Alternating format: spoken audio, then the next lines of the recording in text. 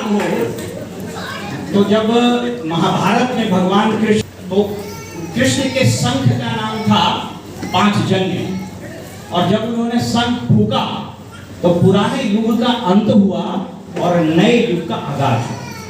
आज ये शंख जो बजा है यह पुराने युग का अंत हुआ और एक नए एम्वे का आगाज हुआ।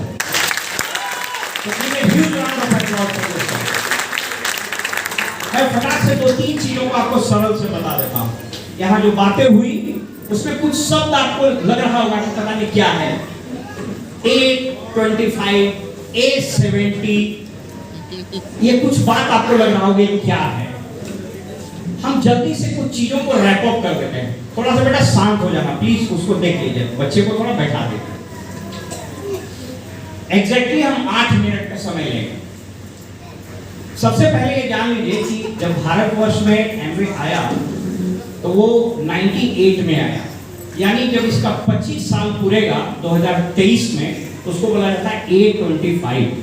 और A25 में बहुत बड़ा इवेंट होने वाला है, बहुत बड़ा इवेंट होने वाला है। यानी 2023 में जो आदमी प्लैटिनम या उससे ऊपर नया पिन प्राप्त करेगा वो बहुत पैसा भी कमाने वाला है और बहुत मजा भी करने वाला है। तो क्या नए लोग तैयार हैं? दूसरा है A70। हर 10 साल के बाद एमवे डायमंड से एबव को यूएस ले जाती है। क्योंकि 19 में हम भी गए थे यूएस, लगभग 8 या 10 दिन हम लोग रहे थे। अगला A70 यानी 70 साल का जब एमवे होगा वह होगा 1929 में। अभी है 2022। आप चाहें तो हॉल में बैठा हुआ हर शख्स A70 में जा सकता है, मैं उसी के बारे में थोड़ा सा बात आपसे करूंगा। Each one of you can become platinum in 2023 and each one of you can go diamond in 2029। A70 और A25। कुछ चीज और आपको बता रहे हैं। अभी जितनी चीजें बताई गई ये सब तकनीक है। कितना बढ़िया बताया गया। टूल्स आपको मिल गया, मोबाइल में जाइएगा वीडियो मिल जाएगा, डिजिटल टूल्स मिल जाएंगे, इनेबलर्स मिल जाएंगे, सब मिल जाएंगे। तकनीक, लेकिन तकनीक से फायदा तभी आप उठाइएगा जब आपकी नीयत अच्छी हो। किसी भी निर्माण के लिए, किसी भी उपलब्धि के लिए 2 शब्द जरूरी है, तकनीक और नियत। आज से पहले 70 साल पहले पुल बना, उसकी तकनीक कमजोर थी लेकिन नियत मजबूत था, वो पुल अभी भी चल रहा है। और अभी पुल बना, तकनीक बढ़िया है, नियत खराब था, पुलवा टूट जाता है। तो इस टेक्नोलॉजी का आप अच्छी नियत से प्रयोग करिएगा कि नहीं करिएगा, ये सिर्फ आप पर डिपेंड करेगा। मैं मंच पर यहाँ सभी बड़े लीडर्स को जरूर धन्यवाद दूंगा, खास करके हमारे अजय जी कटिहार से आए हैं, अजय गुप्ता जी, इनके लिए अच्छी ताली हो जाए। मोहन बाबू जिन्होंने एमवे बिजनेस को यहाँ स्थापित किया, अलख निरंजन जी और हमारे मित्र सील प्रियम जी और जो बड़े लीडर्स हैं। मैं 1-2 चीज फटाक से आपके साथ शेयर करता हूँ, इसको आप देख लीजिए। Bharatvarsh Amway business direct selling को अब रिकॉग्नाइज करती है। कैसे जानिएगा कि रिकॉग्नाइज करती है? कोई चीज को जब रिकॉग्नाइज किया जाता है तो उसके लिए नियम बनते हैं।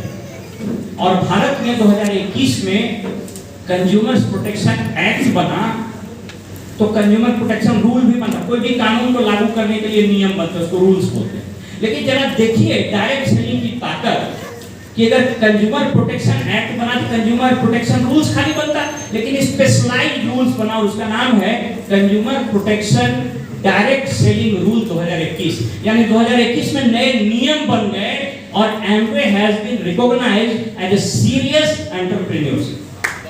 ये एक सीरियस, और आपको जान करके आश्चर्य होगा कि दिल्ली और बहुत सारे राज्यों में इसकी पढ़ाई शुरू हो गई, बच्चों को बताया जाने लगा। तो आप ये समझिए कि एक सीरियस चीज है और ये जितने बदलाव आप देख रहे हैं इस नियम के परिप्रेक्ष्य में किए जा रहे हैं। 1-2 चीज हम और आपके साथ शेयर कर दें, ध्यान से सुनिएगा, आपको अच्छा भी लगेगा। दुनिया में जितना प्रगति होता है, जितना विकास होता है मानव सभ्यता का, उसके आर्थिक विकास का, वो सब किसी न किसी आर्थिक क्रांति के जरिए होता है। आप देखिएगा कि भारत में हरित क्रांति आई थी तो भारत अनाज में सेल्फ रिलायंट है। व्हाइट रेवोल्यूशन आया, दूध में हम लोग आत्मनिर्भर हो गए। इस दुनिया में अभी तक तीन औद्योगिक क्रांति हुई थी। आपको बता दें, बहुत बढ़िया लगेगा, सुनिएगा। पहली औद्योगिक क्रांति हुई थी 1760 में, जब स्टीम इंजन बना और मशीन का खोज हो गया, और मशीन का जब ही खोज हुआ दुनिया में विकास शुरू हो गया। लेकिन टेक्नोलॉजी जो होता है ना, तकनीक जो होता है ना, उसको आत्मा नहीं होता है, उसके पास स्पिरिट और सोल नहीं होता, और जब भी तकनीक आती है तो वो समाज में खाई पैदा करता है।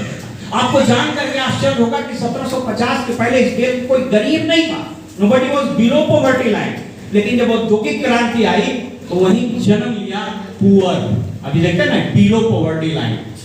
दूसरी औद्योगिक क्रांति आई 1898 में, जब बल्ब का खोज हुआ, इलेक्ट्रिसिटी, बिजली, और जैसी बिजली आई दुनिया में क्रांतिकारी परिवर्तन हुआ।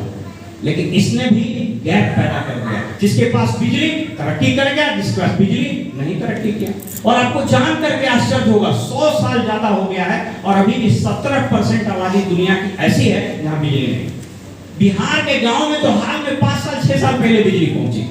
तो जब भी औद्योगिक क्रांति होती है, गैप पैदा करता है, और वहां और अमीर और गरीब की खाई बढ़ गई। तीसरी औद्योगिक क्रांति आई 1993 में, जब इंटरनेट का खोज हुआ, और इसने तो गजबे कर दिया, नए नए बच्चों को बिलियनर बना दिया। बिल गेट्स, जकरबर्ग सहित ऐसे लोग जो कोई खानदानी अमीर नहीं थे, अमीर। आपको जान के आपके आश्चर्य होगा कि कोरोना ने एक नई औद्योगिक क्रांति को जन्म दे दिया, और उसका नाम है चौथी औद्योगिक क्रांति। जानना चाहिएगा क्या है? चौथी औद्योगिक क्रांति आपके हाथ में। If you have a smartphone and if you have a internet connection, ये चौथी औद्योगिक क्रांति है।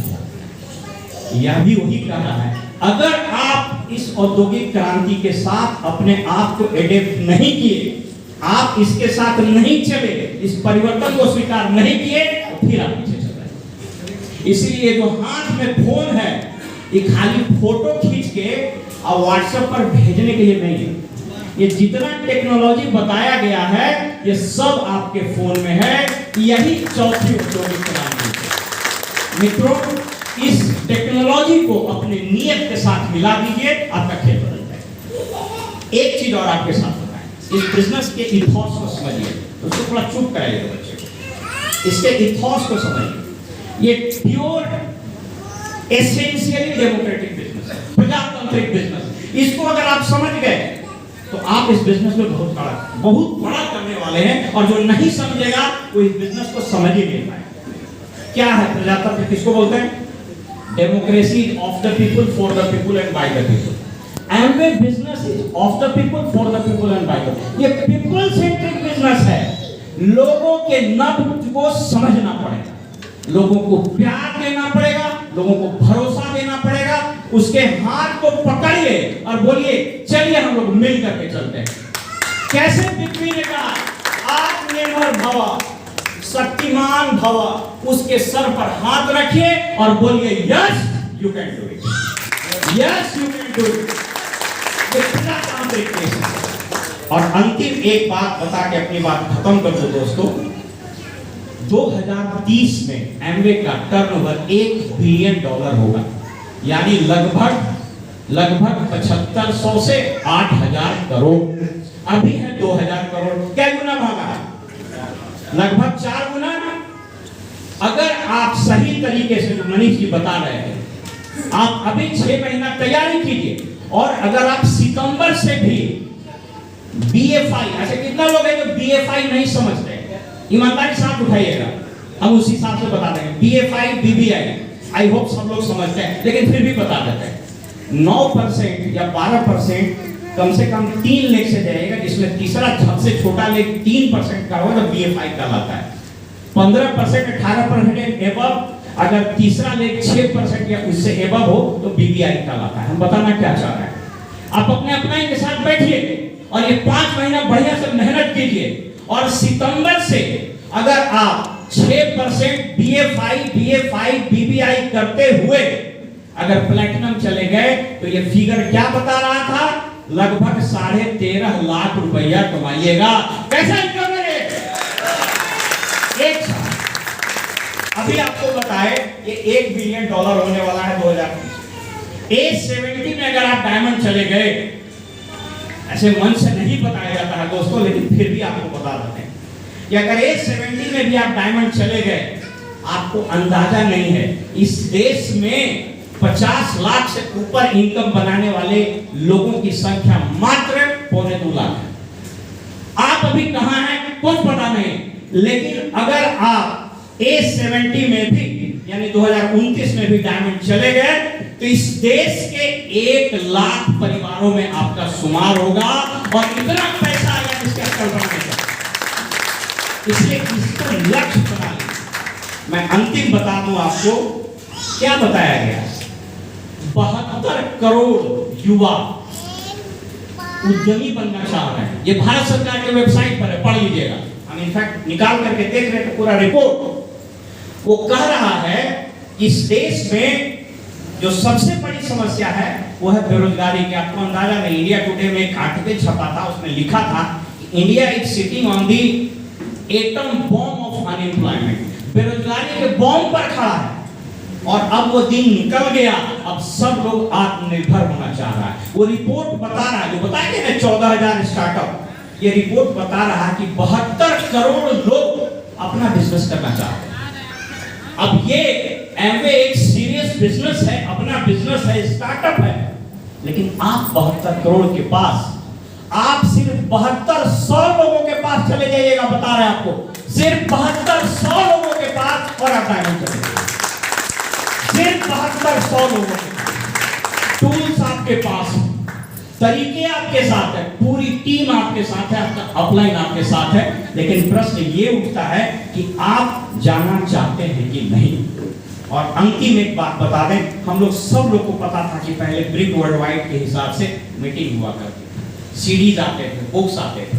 अब ये जो नई गाइडलाइंस आई, जो नया रूल बना, तो इसमें कुछ रेगुलेटरी चीजें थी। तो एमवे आगे बढ़ा, हम लोग लगातार बात कर रहे हैं, डायमंड एनअप से लगातार मीटिंग हो रही, और पहले जो ब्रिक वर्ल्ड वाइड करता था वही अब एमवे करेगा, उसका नाम होगा गुरुकुल। और वो सभी चीजें शुरू होगी, ओपन मीटिंग जैसे यहां होता था, हम लोग लगातार कर रहे हैं। और आपको बता दें इस बार अप्रैल महीने में बिहार में सिर्फ 2 जगह चुना गया है बीबीएस के लिए, पहला है पटना और दूसरा है भागलपुर। उसके बाद वैसे ही mega function, FED, go diamond, वो सब कुछ होगा और वो सब एमवे के बैनर पे चलेगा। स्वाभाविक रूप से ये कॉस्ट एट पार है, यद्यपि प्राइसिंग अभी तय नहीं हुई, लेकिन आपको मोटे तौर पर बता दें कि जो बीबीएस में टिकट पहले लगता था उसका शायद 40% है, शायद, और अजीब कई वर्ष से होगा। बस दोस्तों यही 2 शब्द याद रखिए, A25 2023 में आप प्लैटिनम जा सकते हैं, नया व्यक्ति भी जा सकते हैं, और A70 में आप डायमंड जा सकते हैं। और वो जो ट्रिप होता है ना, मैं आपको बता रहा हूं, हम तो घूम के आए थे, अरे 20 देश से ज्यादा तो घूम लिया, तो ऐसा उबिया गए कि जाने में डर लगता है, जैसे बोलता है फिर जाना, तो बोलते आप फिर जाना। ये हालत है, सोचिए ये स्थिति है। दोस्तों हम कोई अपनी प्रशंसा नहीं कर रहे हैं, अगर हम लोग कर सकते हैं आप भी कर सकते हैं। आप में भी ईश्वर ने वही ताकत दी है। ये भगवान और खुदा हर इंसान को शिद्दत से बनाया है, यहां हर को ताकत दिया है। 100 बिलियन सेल्स इस ब्रेन में है, लेकिन दिक्कत यह है कि लगातार हमको लोग बोलता है कि तुम नहीं कर सकते हो, नहीं कर सकते हो। हमारी बहनों को, हमारी बेटियों को, हमारे स्टूडेंट को, हमारे यंग लड़कों को, हमारे नौजवानों को, हमारे अधेड़ उम्र के लोगों को कहता है थोड़ा समय हो थोड़ा समय हो तो की करे लगनी, थोड़ा से तो होबे नहीं करता। और यहां हम बताते हैं तोरे से हो तो यू कैन डू इट, आप कर सकते हैं। इसलिए अपने बाजुओं में ताकत पैदा कीजिए, हिम्मत रखिए। ये पूरा इनेबलर टूल्स आपके साथ है, और आपको बता दे रहे हैं कि आने वाला 2022-23 सितंबर से जो नई वर्ष की आगाज होगी, आपको अंदाजा नहीं कि क्या होने वाला है हिंदुस्तान में, इतना बड़ा ग्रोथ होने वाला है। दोस्तों मैं इन्हीं शब्दों के साथ परम पिता परमेश्वर खुदा अल्लाह सबको यहाँ से नमन करता हूँ और उनसे प्रार्थना करता हूँ कि हे खुदा, हे ईश्वर, इस हॉल में आइए और हर शख्स के माथे पर कहिए आत्मनिर्भर भव, शक्तिमान भव, ऊर्जावान भव।